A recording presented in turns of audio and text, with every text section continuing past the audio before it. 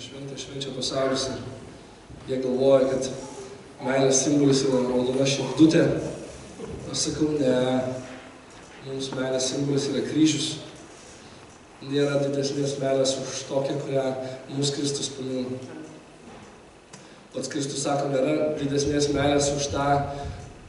Žmogus neturi didesnės meilės kaip už tokį, kuris guldo savo gyvybę už draugus. Ir kai mes tiesiog sakom, va, štai mano Valentinas, aš myliu tave.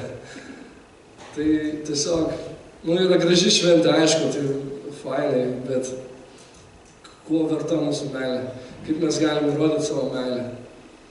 Kartą per metus, vasario 14, visi mylim, vasario 15, mušamės, nebepasidalinam migom.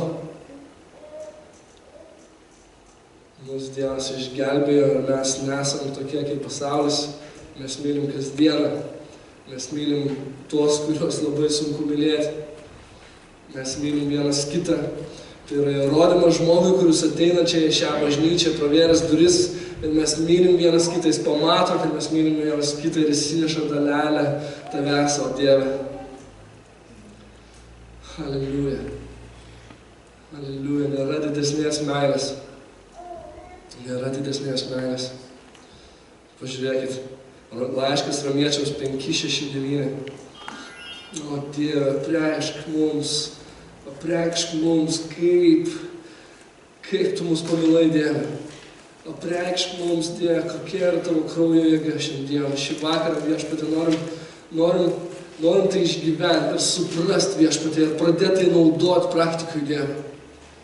Kai ateina pagundimas, Dieve, kuris čia susipina mūsų mintyse, mes įvarytumėm laukan Jėzaus Kristaus vardu su jo kraujo jėga. Dieve, apreikšk mums šiandien, duok mums apreiškimą, kad mes suvoktumėm, kas tai yra, Dieve. Laiškas Romiečiams 5:6-9 parašyta, mums dar esant silpniems, Kristus savo metu numirė už bedievius. Vargu ar kas sutiktų mirti už teisųjį. Vargu ar kas sutiktų mirti už teisų. Nebent ryžtųsi mirti už geradarį. Žmogų, kuris labai daug gerų dalykų daro. Tokių žmonių reikia pasauliui ir galbūt kažkas ir sutiktų mirti už tokį žmogų. O Dievas mums parodė savo meilę tuo, kad Kristus mirė už mus, kai nebebuvome nusidėjėliai. Kai nei vienas negalėjom net akių pakelti ir buvom kaip tas, ir esam kaip tas nusidėjėlis sinagogoje, kuris šventykloje, kuris pakėlė balsą, bet negalėjo pakelti akių. Ir daužė savo per krūtinę ir sako, o Dieve, atleisk man. Jis pamilo tokius nusidėjėlius. Tad dar tikriau dabar, kai esame išteisinti, kuo? Jo krauju. Jo krauju esame išteisinti, mes būsime per jį išgelbėti nuo rūstybės. Jo krauju esame išteisinti.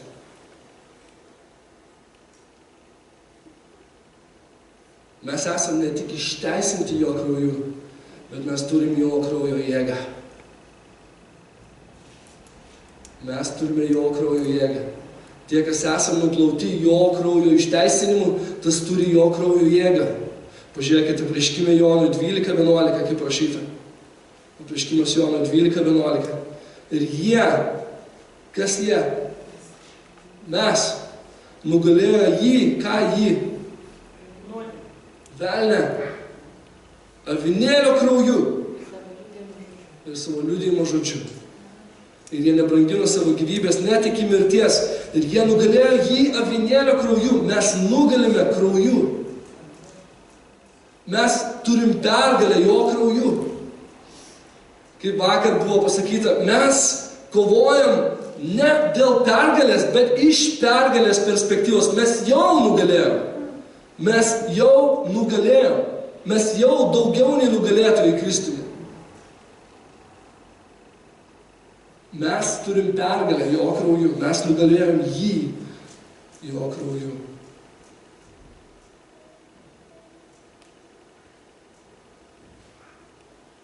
Evangelija pagal Luką 22:42-44. pamokslavau praeitą sekmadienį apie atgailą ir kur prasideda atgaila, prisimenam? Mintise. Pakeitimas minčių. Kai aš suvokiu, kad Kristus yra viešpats, aš pakeičiu savo mąstymą apie Kristų. Mums dar reikia kai ką padaryti su krauju, su jo krauju. Mes turim nuplauti savo mintis su jo krauju. Kiekvieną kartą, kai mūsų užpuola pagundimas, kažkoks tai nelabumas, mes turim jėgą, nes parašyta, jie nugalėjo jį, piktąjį avinėlio krauju. Mes turim naudoti jo kraują jėgą. Pakelkim balsus. Yra jėga, Kristaus kraujuje yra jėga, jo kraujuje yra jėga, Kristaus kraujuje, avinėlio kraujuje yra jėga, Kristaus kraujuje yra jėga, jo kraujuje yra jėga, Kristus kraujuje, avinėlio kraujuje yra jėga, Kristus kraujuje yra jėga, jo kraujuje yra jėga, Kristus kraujuje, avinėlio kraujuje, avinėlio kraujuje, avinėlio kraujuje. Alleluja. Nes ten yra mūsų jėga. Jo kraujas yra jėga. Mes turim tuo patikėti. Kai patikėjom, kad jis yra mūsų viešpats, kai patikėjom, kad jis mirė už mūsų kaltes, taip pat jis mums davė instrumentą. Jis mums davė ginklą, kuriuo mes galim apsiginti. Mes galim numušti mintis, mes galim atmušti lygą, mes galim išvaryti demoną, mes galim išvaryti piktąją dvasią, mes galim išgydyti jo krauju, naudodami jo kraujo jėgą. Tikėjimu ateinam ir sakom, skelbiu ant tavęs Jėzaus Kristaus kraują ir kad tu būtum išgydytas dabar pat. Ir lyga traukis, neturi ką daryti, nes jo kraujas turi jėgą. Pažiūrėkit, kur pirmiausia kraujas buvo išsiliejęs. Jis įsiliejo 7 vietose. Ir aš po to tęsiu dar 7, bet pirmiausia pradėsiu nuo 1. Tai pradėsim naują pamokslų seriją, jo kraujo jėga. Pirmiausia, kur buvo išlietas jo kraujas? Sode. Getsemanė.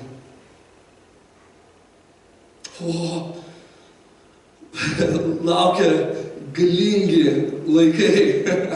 Jeigu mes įsisavinsim, ką reiškia jo kraujo jėga, laukia geri dalykai. Laukia jo jėga. Ne tik žodžiai, bet ir jėga. Evangelija pagal Luką 22, 42-44. Kristus meldžiasi. Tėve, jei nori, atimk šitą taurę nuo manęs, tačiau te būna ne mano, bet tavo valia. Jam pasirodė iš dangaus angelas ir jį sustiprino. Vidinės kovos draskomas, jis dar karščiau meldėsi. Jo prakaitas pasidarė tarsi tiršti kraujo lašai varvantis žemę. Jo prakaitas pasidarė tarsi tiršti kraujo lašai varvantis žemę. Tenais liejo pirmiausia kraujas sode. Žmogus pirmiausia suklupo sode. Mes suklupom sode, jis suklupo sode ir nuvarė tą suklupimą tuo krauju. Ta malda, kokia malda jis meldėsi? Ne mano tėve, tebūnie ne mano valia, bet tavo valia. Sykį toks mažas berniukas meldėsi po pastoriaus pamokslo, visi išėjo iš bažnyčios ir vienas berniukas meldžiasi iš visų jėgų, suklupęs ant kelių meldžiasi ir pastorius priėjo ir džiaugiasi. Kad štai berniukas meldžiasi ir girdi, kad berniukas sako, tokį jas. Pastorius nustebo ir pasitraukė, laukė, kol baigs melstis, ir baigė melstis, pakėlė akis. Pastorius priėjo, sako, Aš labai džiaugiuosi, kad tu meldies, bet ką reiškia, kodėl tu kartuoji tokias. Sako, aš tikiu, kad Dievas yra visagalis, nes tu pasakei per pamokslą ir aš laikiau egzaminą vakar geografijos ir parašiau, kad Prancūzijos sostinė yra Tokijas ir aš paprašiau, kad Dievas padarytų Prancūzijos sostinę Tokiju. Kaip jūs galvojate, ar jis atsakė Dievas į tokią maldą? Greičiausiai ne. Bet Kristaus maldą jis atsakė. Ir jo valia buvo sutraiškyti Kristų, sutraiškiti savo sūnų, nubrosdinti jį, pralieti jo kraują. Visą tą fizinę kančią jis turėjo praeiti. Tai buvo jo valia ir jis matė, kad tai yra jo valia. Ir tos vidinės kančios, kiekvieną mūsų apima tos vidinės kančios, kai mes pradedam kovoti su nuodėme. Kur nuodėmė gimsta? Nuodėmė gimsta mintise. Jokūbo laiškas 1 skyrius 14-16 parašyta, kiekvienas yra gundomas savo paties geismo pagrobtas ir suviliotas. Paskui užsimezgęs geismas pagimdo nuodėmę, o užbaigta nuodėmė gimdo mirtį. Neapsigaukite, mano mylimi broliai. Kur gimsta nuodėmė? Mintise. Geismas atsiranda mintise. Mes negalim atmušinėti minčių, mes negalim išvengti minčių. Neįmanoma išvengti minčių. Tai yra neįmanomas dalykas. Blogos mintis ateina. Kaip kažkas pasakė, tu negali gegutės, sako, gegutė trukdyti skraidyti virš tavo galvos, bet tu gali gegutė sutrukdyti susukti lizdą ant tavo plaukų. Tai tu gali padaryti. Mes galim kontroliuoti mintis. Ir kaip mes galim kontroliuoti mintis? Kuo mes galim nugalėti? Jėzaus Kristaus krauju. Jėzaus Kristaus krauju. Visada nuodėmė atsiranda mūsų mintise pradžioje. Ir po to jau pereina į veiksmą. Taip pat buvo sugundinta Ieva ir Adomas. Ieva. Šėtonas prie sako, argi Dievas pasakė. Jis iš karto užmesga tokią mintį jai. Lapala, jo, pasakė. Nemirsit. Ta diena, kai jūs suvalgysit draudžiamą vaisių, jūs tapsit kaip dievai. Šiandien pasižvalgykime aplinkui, vaikšto dievukai. Visur aplinkui vaikšto dievukai. Aš darau, ką noriu. Man nereikia paklusti Dievui, nes aš darau, ką noriu. Klesti humanizmas. Žmogus gali pasiekti, ką nori. Ir teisingai žmogus gali pasiekti nepaprastai daug, nes netgi Dievas sutrukdė žmogui statyti didžiulį bokštą. Sako, pažiūrėkite juos, ko jau sikeičia, tą jie pasiekia. Taip yra. Žmogus turi galią, žmogus yra galingai sukurtas. Dėl to mes esame galingai ir baimę keliančiai sukurti. Nes ką mes sugalvojame, mes tą imam. Ir šiandien žmogus ką nori, tą daro. Jis yra kaip mažas dievukas tame sode. Negalima, darysiu. Galima, neįdomu daryti. Darau viską, ko negalima.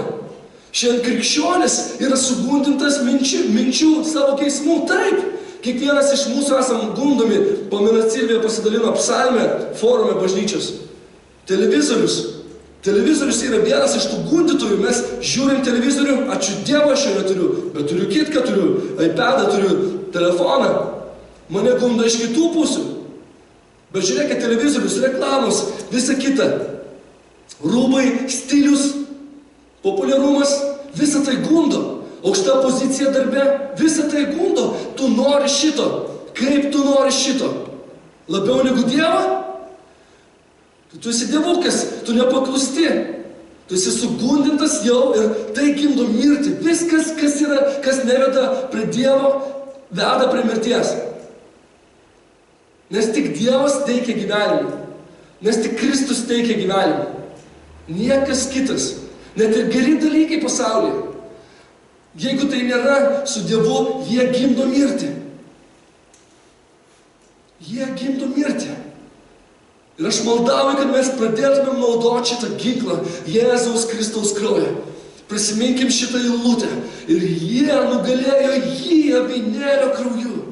Ir jie nugalėjo jį avinėlio krauju. Kai gimsta mintis, o štai gražus vaikinas eina, štai graži mergina eina, man taip jo reikia, man taip reikia, kad man padėtų kas auginti mano vaikus, vienišus mamos, kreipiuosi jūs, ne vyras gali išgelbėti, ne moteris gali išgelbėti, bet išgelbėti gali Kristus. Vienas Kristus gali išgelbėti.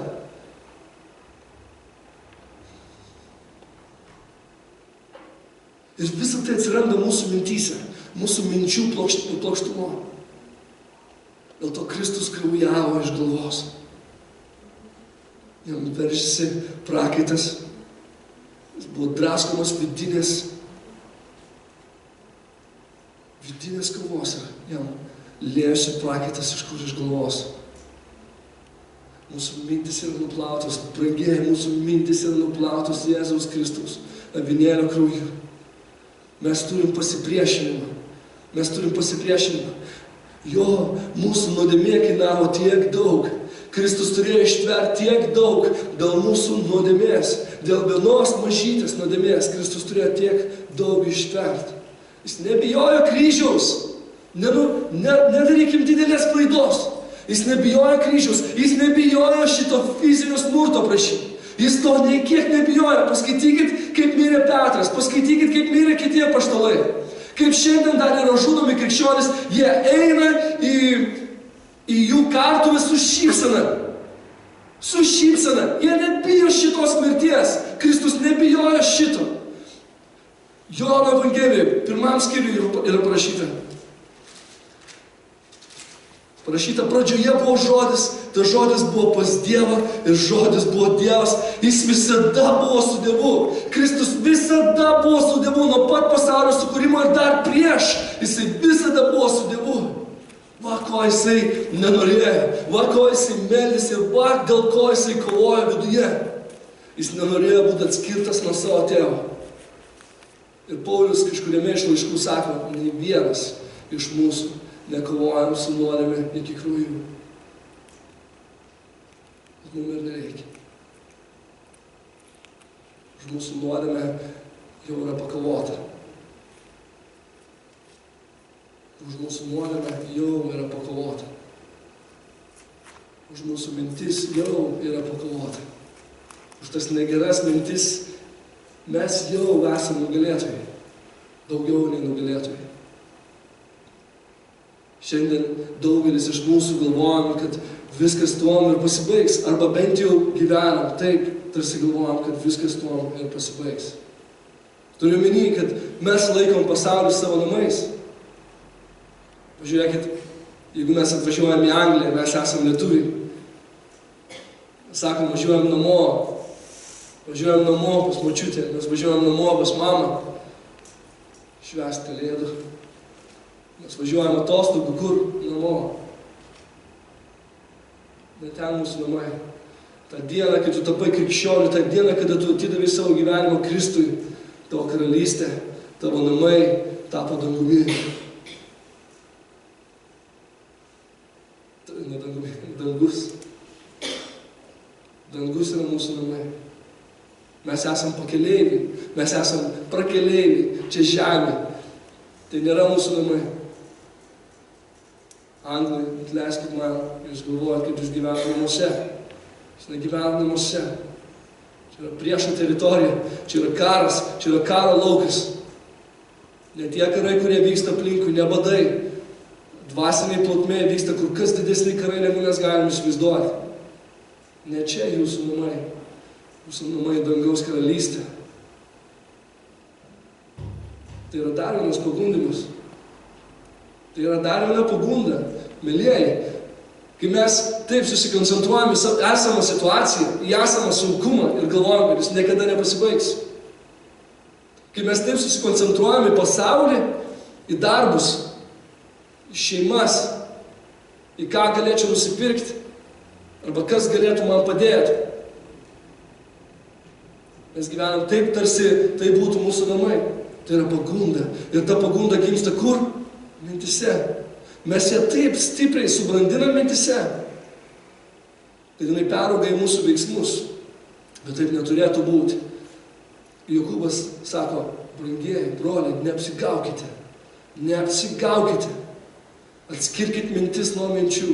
Atskirkit Dievą nuo velnio. Atsiskirkit nuo nuodėmės. Nuodėmė brangiai kainavo. Prisimink šitos žodžius. Nuodėmė brangiai kainavo.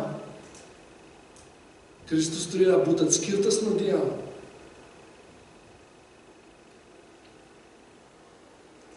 Mes turim ginklą. Mes turim ginklą. Ten, kur mes suklupom. Suklupo po to už mus Dievas. Jėzus Kristus suklupo. Ir karštai meldės. Po to dar karščiau meldės. Mes, tie esamieji 3 apaštalai, Jonas, Jokūbas ir Petras, miegojo sode. Kiti stovėjo prie sodo, saugojo vartus. Tie 3 užmigo. Taip kaip Ieva ir Adomas užmigo, dvasinė mirtim, taip ir Petras, Jonas ir Jokūbas užmigo ir negalėjo melstis. Dvasia buvo ryžtinga, bet kūnas buvo silpnas. Mes per silpni kovoti su nuodėme kūnu. Kūnu mes negalim kovoti su nuodėme. Nuodėmei kūnas nepasipriešins. Kūnas yra nuodėmingas. Tai ir yra nuodėmė. Tai ir yra ta bloga priedermė. Prisiminkit, dėl ko kunigai aukojo aukas. Jaučių ir ožių aukas. Tai buvo kraujo aukos. Tai buvo už nuodėmę. Bet jos nenuplovė nuodėmės. Jos ką padarė? Jos tik priminė apie nuodėmę. Jos tik priminė, kad mes esame nuodėmingi. Kūnu su nuodėmė nepakovosi. Su nuodėmė gali kovoti tik tais jo kraujo jėga. Ne kuo kitu. Dieve, jei nori, atimk iš mane šitą taurę. Jei nori, atimk iš mane šitą taurę. Bet ne mano valia. Tebūnie tavo valia.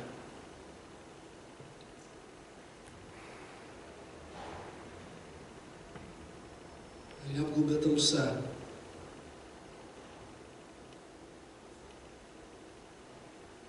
Ir ją apgaubė tamsa.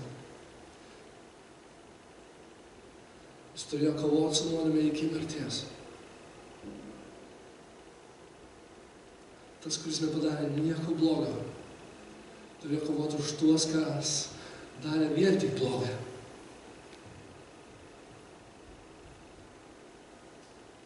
Jis mirė už nusidėlius, už mus. Atleido mūsų kaltes, praeitas, šiandienos ir rytojus. Mums atleisti.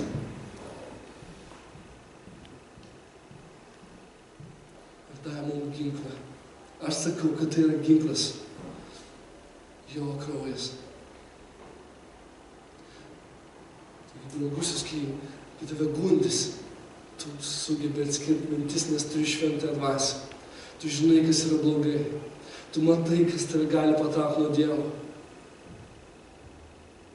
Kovok, atsistok. Nuplauk mintis jo kraujo jėga.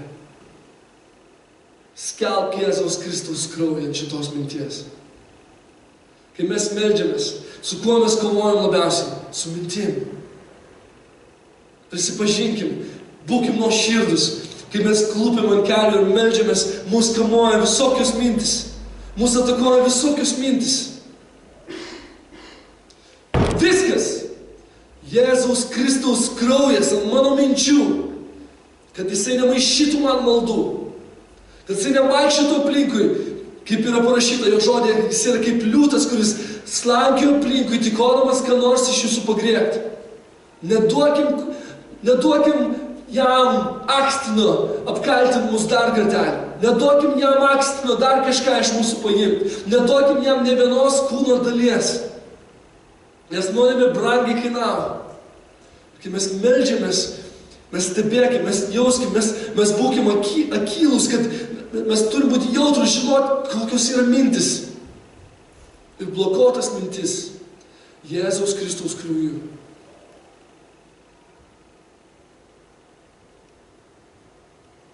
Tokį žodį gavau iš Dievo. Dėl to nedarysiu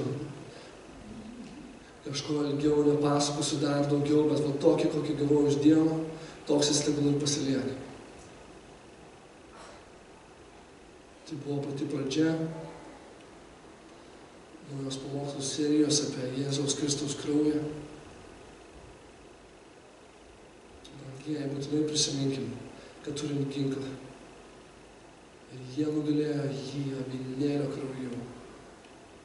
Naudokim jo kraują kaip ginklą.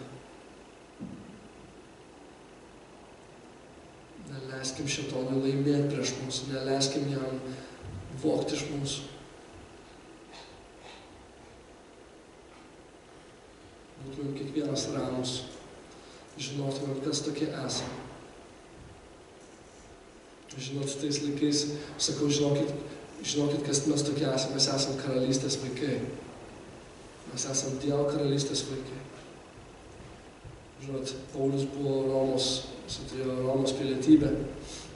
Visur, kur jis ėjo, jis laisvai labai galėjo sakyti, aš esu romėnas.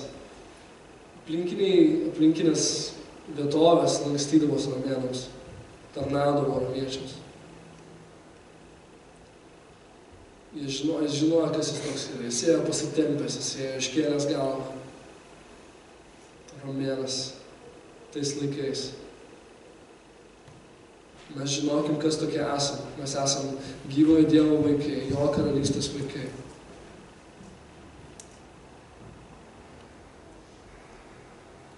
Eikime į pasaulį. Žinokim, kas vyksta dvasiniai plotmėje. Žinokim, tik turim mes tai žinoti, neužmikim. Atsipūskim ryte, nuo ryto iki vakaro, kovokim stiprią, gerą kovą. Gerą tikėjimo kovą. Neatsipalaiduokim, neužmikim. Užbaigim savo išgelbėjimą su baime ir drebėjimu, kaip Paulius ragina. Ir naudokim šitą ginklą, kuris taip nuploja mus, kuris taip mūsų apvalė. Paradoksas, ar ne? Kaip gali kraujas nuplauti ir padaryti baltesnį už sniegą. Jo kraujas gali. Aš esu nuplautas. Tiesiog dabar taip sakyk, mano mintis yra valytos jo krauju. Aš esu nuplautas jo krauju. Aš esu padarytas baltesnių už sniegą. Nes aš tikiu Jėzų Kristų iš Nazareto, kuris buvo nužudytas ant kryžiaus ir buvo prikeltas 3 dieną. Ir pakilo į dangų pas Dievą, atsisėdo sosto dešinėje. Ir sugrįš. Mes kantriai jo laukiam, tikrai turim kantriai jo laukti. Pasaulyje yra didžiuliai neramumai. Pažiūrėkit, kaip nuodėmė yra juntama. Mes ją jaučiam. Mes galime ją jausti. Tamsa yra tokie tanki. Į bažnyčią veržiasi šėtonas. Žmonės leidžia daryti šėtonui, ką jis tik tai susigeidžia. Neužmikim, budėkim akilais, sergėkim bažnyčios vartus. Sergėkim savo širdį, savo mintis. Nepasiduokim nuodėmei. Roberta neveltui pasakė, tikrai nuodėmė yra nepaprastai baisus dalykas. Baisus dalykas, kainavęs tokią baisę mirtį mūsų išgelbėtojui. Nenusidėkim. Raginu, maldauju jūs, kad mes pasiektumėm dvasios vienybę visi. Kad jaustųsi Dievo jėga čia.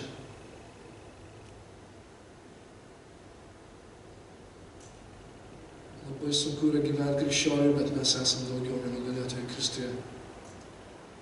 Ir turim nugalėjimo instrumentą, nugalėjimo ginklą, jo kraują. Pasitikėkime jo krauju. Jėzaus Kristaus vardu. Ir visi sakom, Amen.